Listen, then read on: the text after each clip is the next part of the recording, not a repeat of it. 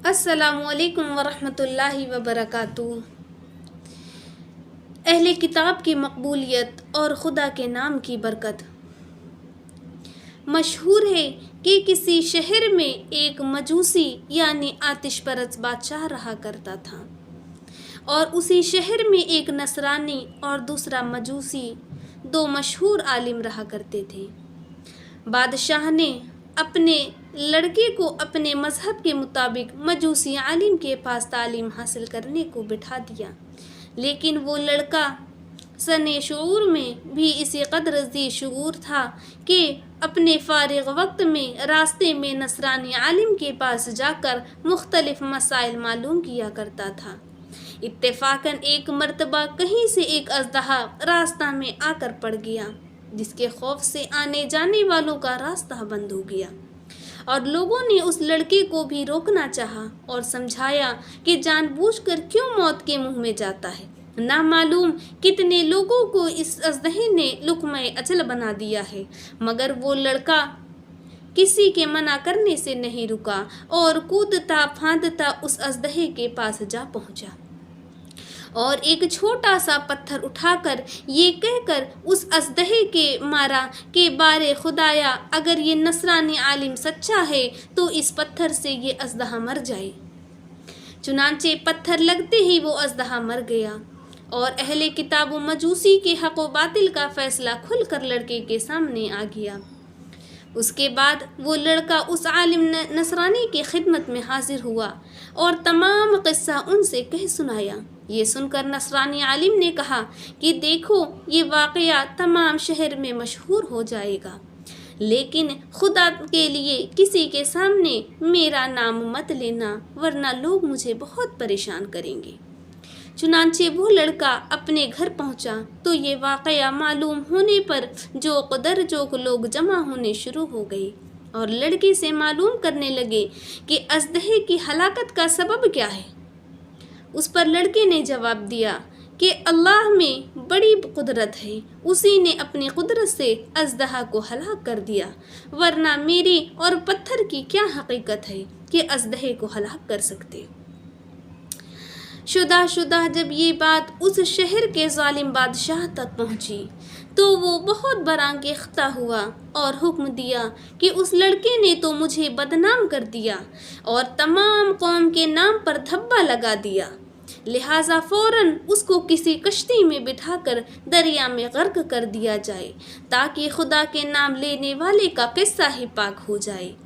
اور آئندہ کو اس قسم کا کوئی خطرہ پیدا نہ ہو سکے۔ چنانچہ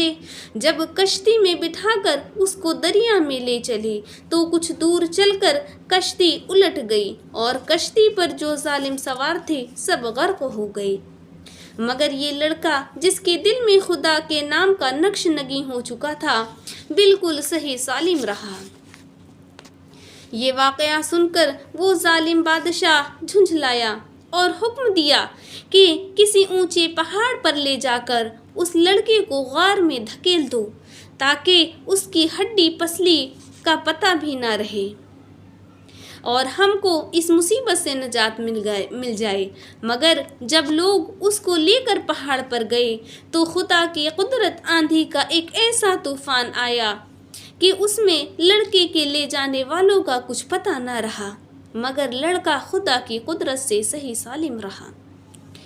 اس کا بال تک باقی نہ ہو سکا۔ اس واقعہ کو سن کر تو وہ ظالم بادشاہ بالکل آگ بگولا ہو گیا، اور اس نے حکم دیا کہ فوراً جلادوں کو بلا کر اس کے ٹکڑے ٹکڑے اڑا دیے جائیں کہ گوشت پوشت اور ہڈی کا پتہ نہ رہے۔ یہ سن کر لڑکے نے بادشاہ سے کہا کہ بے وقت کیوں ہی حماقت میں مبتلا ہے، اگر تو اور تیرا سارا لشکر بھی جمع ہو جاوے تب بھی میرا کچھ نہ بگاڑ سکے گا۔ ہاں، اگر تو یہی چاہتا ہے کہ اس مصیبت سے تجھ کو نجات مل جائے تو میرے کہنے پر عمل کر، تو اپنے مقصد میں کامیاب ہو جائے گا۔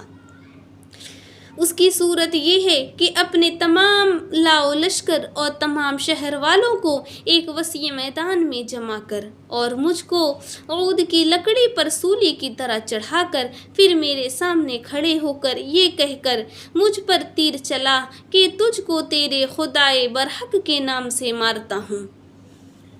اس تدبیر سے میں فوراً مر جاؤں گا۔ چنانچہ اس ظالم اور عقل باختہ ناعاقبت اندیش نے ایسا ہی کیا، جو اس فرزندانہ کی حکمت سے ناآشنا تھا کہ جب بادشاہ اپنے تمام لشکر اور اہل شہر کے روبرو یہ کہہ کر مجھ پر تیر چلائے گا تو خود اپنی زبان سے اس کے دین کا انکار اور دین حق کا اقرار سن کر حاضرین ایمان لے آئیں گے۔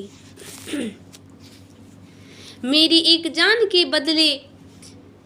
بے شمار مخلوق کو ایمان کی دولت نصیب ہوگی، اور میں کیوں نہ اپنی جان خدا کی راہ میں قربان کر دوں۔ چنانچہ وہی ہوا جو لڑکے نے سوچا تھا کہ تیر لگتے ہی لڑکا تو جاں بحق ہو گیا اور حاضرین میں سے اکثر لوگ ایمان لے آئے۔ سبحان اللہ۔ لڑکے کی موت سے مجمع پر اس قدر غم کے بادل چھا گئے کہ زہر و قطار رونے چلانے کی آوازیں آنے لگیں، اور لوگ یہ کہہ کر اٹھے کہ ہم تو اس سچے لڑکے کے سچے خدا پر ایمان لے آئے۔ یہ دیکھ کر بادشاہ کو اپنے ظلم اور اپنے حماقت کا احساس ہوا کہ لڑکے کا کیا مراد تھا، کہ لڑکا کیا مرا، یہ تو میری بادشاہت اور میرا مذہب سب کچھ تہہ بالا کر گیا۔ آخر اس کے غصہ کی آگ اور تیز تر ہو گئی۔ اس نے ایک گہرا گڑھا کھدوا کر آگ دہکا دی اور جو لوگ ایمان لے آئے تھے ان کو اس آگ میں ڈال کر جلانا شروع کر دیا۔ اتفاقاً اسی مجمع میں ایک عیالدار صاحب ایمان عورت بھی موجود تھی، جس کو اس کافر و ظالم بادشاہ نے بہت ڈرایا دھمکایا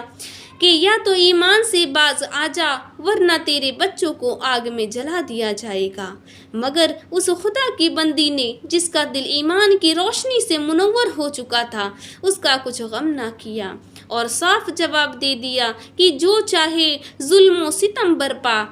مگر میں دولت ایمان سے نہ پھروں گی۔ چنانچہ ایک ایک کر کے اس کے بچوں کو آگ میں ڈال کر جلانا شروع کیا، اور وہ صبر کے ساتھ دیکھتی رہی، اف تک زبان پر نہ لائی۔ لیکن جب اس کی گود کے بچہ کو چھین کر آگ میں ڈالا تو ممکن تھا کہ بچہ کے مامتا غالب آ جائے اور شیطان ورغلا کر کے دولت ایمان پر ڈاکہ ڈالے۔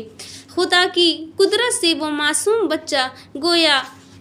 کہنے لگا کہ اماں ہرگز ملال نہ کرنا،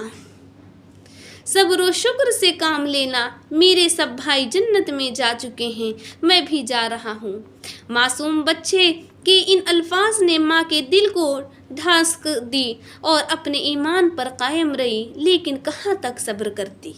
اپنے لختے جگر سے خود گود خالی پا کر اس کے دکھے دل سے ایک چیخ نکلی، جس کے ساتھ ہی اس گڑھے کی آگ کی لپٹ بڑھ گئی، جس کے شعلے 40 گز تک ظالم کافروں کو جلا کر خاک و سیاہ کر دیا۔